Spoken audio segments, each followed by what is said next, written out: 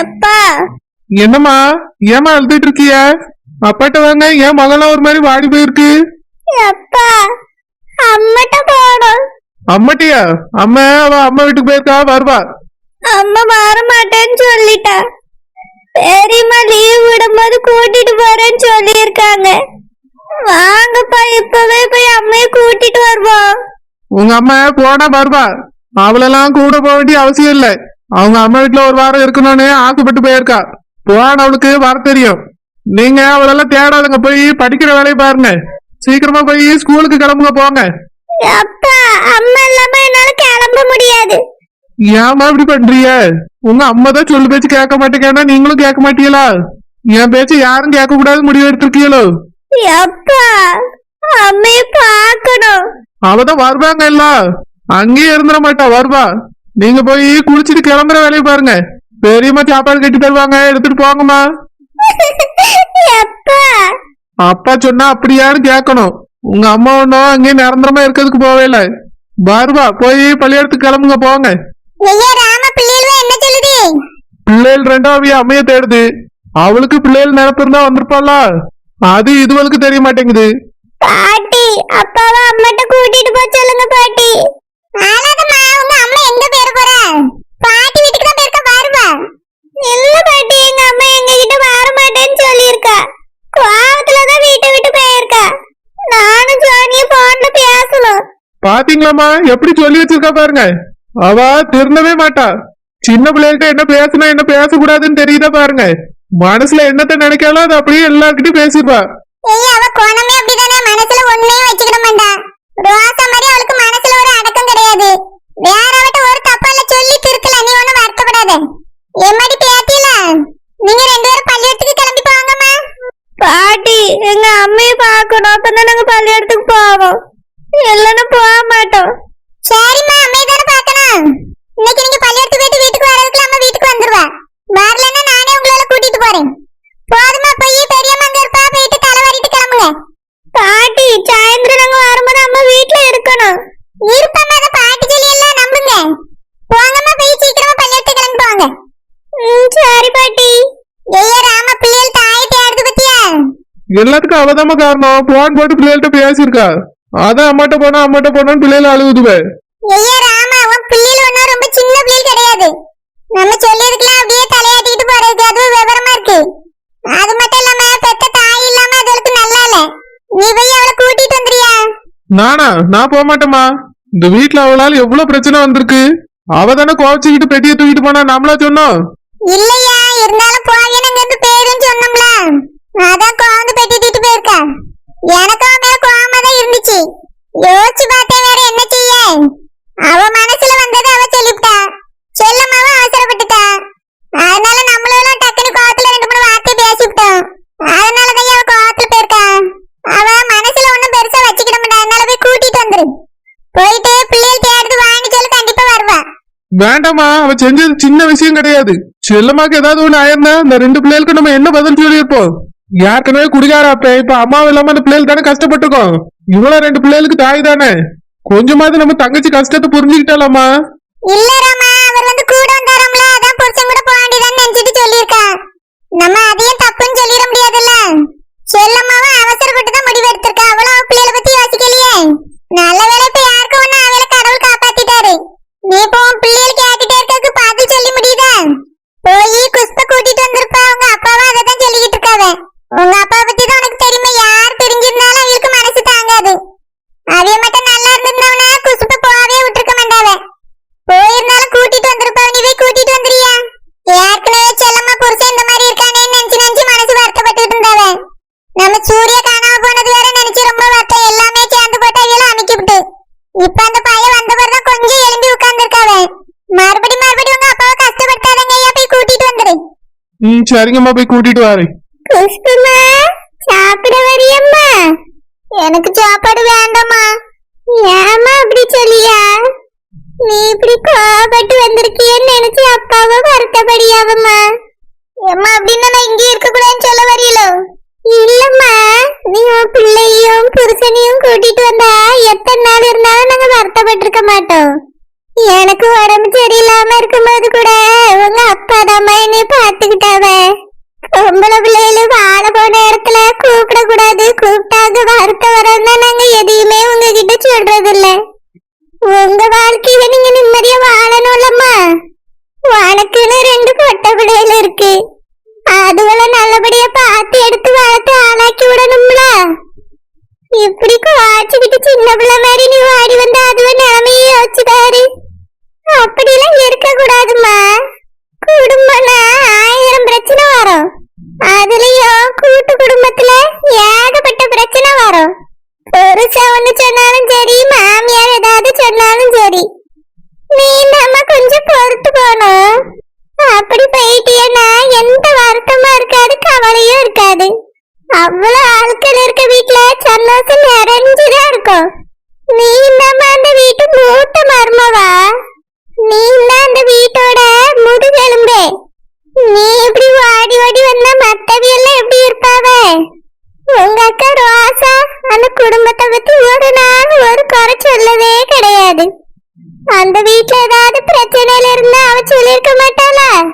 உனக்கு பிறகு அந்த வீட்டுக்கு வந்தவா, மாமியார்ட்ட நல்ல பேர் வாங்கிட்டு தானே இருக்கா. நீயும் சின்ன சின்ன பிரச்சனை எல்லாம் வந்தா கொஞ்சம் பொறுத்து போமா. எல்லாம் சீக்கிரமா சரியாயிரும். சாப்பிட்டுட்டு கிளம்புறியம்மா, கொண்டு போய் நீ வீட்டுல விட்டுறியும். அப்பாவோ வேலைக்கு போகலம்மா, வீட்டுலதான் இருக்காவ. நாங்க 2 பேரும் கூட்டிட்டு போய் விட்டுட்டு வந்துடட்டுமா? ஏம்மா, அப்ப நாங்க இருக்கிறது உனக்கு தொந்தரவா இருக்குதோ? அப்படின்னா சொல்லுங்க, நான் எங்கேயாவது கோயில் குளத்துல போய் உட்காந்துக்கிட்டேன். என்னால அந்த வீட்டுக்கு இப்ப போக முடியாது. அவரே போவான்னு சொன்ன பிறகு அது எதுக்கு போகணும்?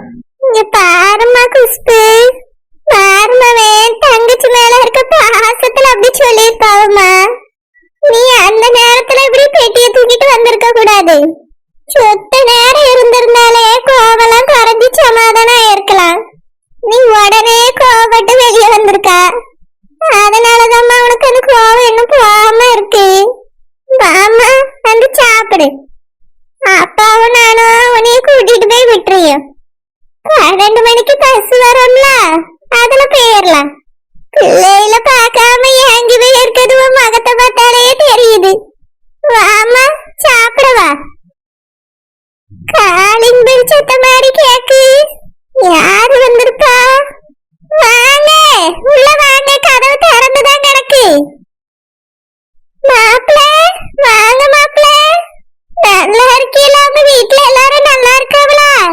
மாப்பிள்ளைய அவர் வந்திருக்காரு. ஐயா குசுப்பு வேற ஆன கூட போயிருக்காங்க. என்ன சொத்த நேரத்துல கூட்டிட்டு வந்துருவான். சரி லட்சுமி. குடிக்க ஏதோ ஜூஸ் எடுத்துட்டு வரட்டுமா? வேண்டாம்மா, கொஞ்ச நேரம் ஆகட்டும். உட்காருங்க மாப்பிள்ள. நாங்களும் அங்கதான் வரணும்னு நினைச்சுக்கிட்டே இருந்த மாப்பிள்ள, பார்த்தா நீங்க வந்து நிக்கிறீங்க. உட்காருங்க மாப்பிள்ள. உங்க மாமா பேசணும்னாவ உங்ககிட்ட. என்னங்க குஷ்பா, மார்மாவ வந்திருக்காவ, வாங்க. நின்னுட்டே இருக்கீங்க மாப்பிள்ள, உட்காருங்க. நான் போய் காப்பி தண்ணி போட்டு எடுத்துட்டு வரேன் மாப்பிள்ள. இருக்கட்டும், அதெல்லாம் வீட்டுல சாப்பிட்டுட்டு தான் வந்தேன். மாப்பிள்ள, என் மாமா மேல கோவமா இருக்கீங்களோ? இல்லத்த, கோவலாம் எதுவும் இல்ல. மருமவனே வாங்க. எப்படி இருக்கிய? வீட்டுல அப்பா அம்மா நல்லா இருக்காப்ல? நல்லா இருக்குமாமா. சின்ன பிள்ளை ஏதோ தப்பு செஞ்சுட்டான்னு வருத்தப்பட்டியலாம். கண்ணை கசக்கிட்டு இங்க வந்து உட்கார்ந்துருக்கா. ஏதோ தெரியாம செஞ்சுட்டா மருமவனே, நீங்க வருத்தப்படாதங்க. நாங்க நல்லா புத்திமதி சொல்லி வச்சிருக்கோம், இனி அப்படி எல்லாம் பண்ண மாட்டா. இன்னும் சொத்த நேரத்துல நாங்களே கூட்டிட்டு வரலான்னு தான் இருந்தோம் மருமவனே, அதுக்குள்ள நீங்க வந்துட்டீங்க. சரி மாமா, பரவாயில்ல. நீங்க எதுக்கு வயசான காலத்துல அலைஞ்சிட்டு இருக்கீங்க? அதான் நான் வந்துட்டு எல்லாம் அனுப்பி விடுங்க, நான் கூட்டிட்டு போறேன்.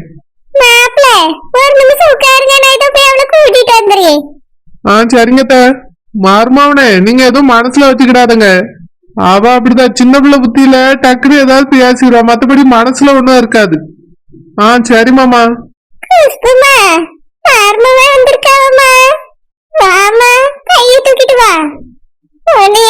கூட்டிட்டு போதான் வந்திருக்காவே. ஏம்மா கூட்டிட்டு போறதுக்கு வந்தேன்னு சொன்னாங்களோ? ஆமாம்மா, கூட்டிட்டு போதான் வந்திருக்காவே. ஆமா, கைய எடுத்துட்டு வா. சரிம்மா வாரேன். சாப்பிட்டுட்டு போமா, வெறும் வயிற்றோட போவாத. ஏமாதான் அவர் வந்துட்டார்ல, நான் போயிட்டு வரேன். அவர் எப்போதும் வேலை வேலைன்னு இருக்க மனுஷன் என்னைய தேடிட்டு வந்திருக்காருனா நான் போவங்க எப்படி இருக்க முடியும்? உடனே கிளம்பி. உனக்கே தெரியுதுல்லம்மா, மாப்பிள்ளைட்ட எதுக்கு இப்படி கோபப்பட்டுட்டு வரணும்? பாவம் மருமவே வேலையை விட்டுட்டு கிடந்து அழிஞ்சிருக்காவ. இனி இப்படி எல்லாம் செய்யாதம்மா. நீ தான் அந்த குடும்பத்துல பொறுப்பா இருக்கணும். அந்த வீட்டுக்கு மூத்த மருமவங்கிறத மறந்துடாத. சரிம்மா. மாப்பிள்ள, இந்த என் பிள்ளை வந்துட்டா கூட்டிட்டு போங்க மாப்பிள்ள. சரிங்கட்ட. குஷ்பு வா போவோம். மருமவனே, என் பிள்ளை தெரிஞ்சு தெரியாம ஏதாவது தப்பு செஞ்சாலும் மன்னிச்சிருங்க மருமவனே. கோவப்படாதங்க அவட்டையும் நாங்க சொல்லியிருக்கோம். அவளும் இனி இந்த மாதிரிலாம் தப்பு பண்ண மாட்டா மருமவனே. சரி மாமா, நாங்க போயிட்டு வரோம். வாரோம். சரியா, போயிட்டு வாங்க. குஷ்பு வா. எப்பா எம்மா, போயிட்டு வரேன். நாங்க சொன்னதெல்லாம் ஞாபகம் இருக்குல்லம்மா. நல்லபடியா போயிட்டு வா. தண்ணி அதுல வையான பொருணி. 10 ரூபாய்க்கு மீனை வாங்கி வாங்கி போட்டு கறி வச்சேன். அது 2-3 நாளைக்கு வச்சு சாப்பிடுவேன்.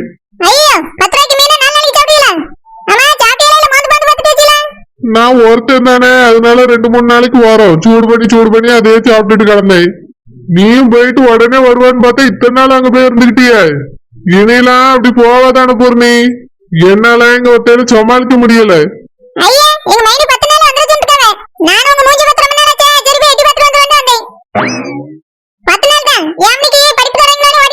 இங்க பாரு அன்னபூர்ணி, அதெல்லாம் சரியில்லை சொல்லிட்டேன்.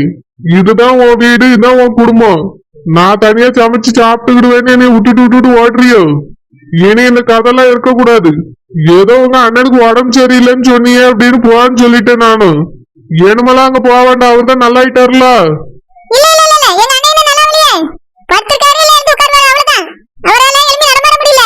பரவாயில்ல, அவருக்கு ஏதோ சீரியஸ்ன்னு தானே போனா. இப்போ அந்த மனுஷன் நல்லா தானே இருக்காரு. இனிலாம் ஓயாம அந்த வீட்டுக்கு ஓடக்கூடாது. பிள்ளைகளோ நம்ம வீட்டுல இருந்தாதான் நம்மளுக்கு நல்லது. என்னைக்காவது உடம்பு சரியில்லைன்னு சொன்னாவனா நீ மட்டும் போய் எட்டி பார்த்துட்டு வா. இனி இப்படி எல்லாம் பிள்ளைகள் எல்லாம் கூட்டிட்டு போக கூடாது. ஒழுங்கா இங்க இருந்து சோறு கறி ஆக்கி கொடுக்க பாரு. எனக்கு கால் கையில உளைச்சல் எடுக்குது, எனக்கு ஒழுங்கா சாப்பிடாம.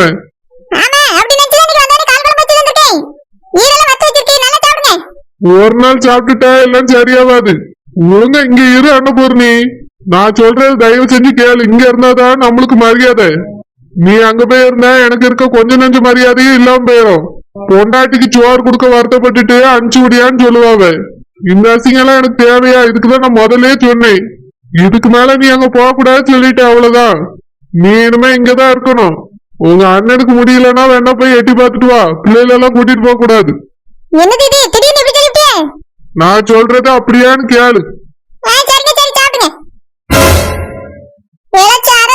எப்படி இருக்க? நல்லா இருக்கேம்மா. நீ எப்படி இருக்க? நான் நல்லா இருக்கேன். ஒரு முக்கியமான விஷயம் பேசதான் போன் பண்ணேன். என்னம்மா, என்ன விஷயம்? ஒண்ணும் இல்ல, நம்ம சரோஜினி இருக்கல, அவ ஜாதகத்தை கொண்டு போய் பார்த்தேன். சுவாசிகாரே அவ ஒரு பெரிய குடும்பத்துலதான் வாக்கப்படுவான்னு சொல்லியா. பெரிய குடும்பம்னா நிறைய பேர் இருப்பாங்களா? சுவாக்கரி பெரிய குடும்பம்னா பெரிய இடம், வசதியான வீடா. அங்கதான் அவன் தங்கச்சி வாக்கப்பட்டு போவான்னு சுவாசிகாரன் சொல்லியா. அப்படியாம்மா? அப்ப எங்க பெரிய மாமியார் வீடுதான்? ஆமாடா, அது மட்டும் இல்ல, சொந்தக்கார வீட்டுலதான் கெட்டுப்பட்டு போவாளாம். ஐயோ, அப்படியா? அப்ப கன்ஃபார்மே என் குழந்தைக்கு சரோஜினிக்கு என்ன கல்யாணம் நடக்க போகுது. ஆமாடா, அவன் சொன்னோனே எனக்கு அப்படிதான் தோணுச்சு. நீ அந்த வீட்டுல கேட்டுட்டியா? இல்லம்மா, எனக்கு கேட்கல. அட சுவாக்கர் மட்டும் எத்தனை நேரம் சொல்ல. உன்கிட்ட எத்தனை நேரம் சொன்னீங்க? காதுல போட்டு வையண்டி. நீ இப்படி இருந்தா என்ன அர்த்தம்? எம்மா, அது அஞ்சலிக்கு எங்க அத்தை மாப்பிள்ள பார்த்தவள, அவளை கட்டி கொடுத்த உடனே சொல்லிடலான்னு நினைச்சிட்டு இருந்தேம்மா. ஆனா அவ கல்யாணம் வேண்டான்னு சொல்லிட்டு இருக்கா. அதான் எப்படி சொல்லன்னு தெரியாம முடிச்சிட்டு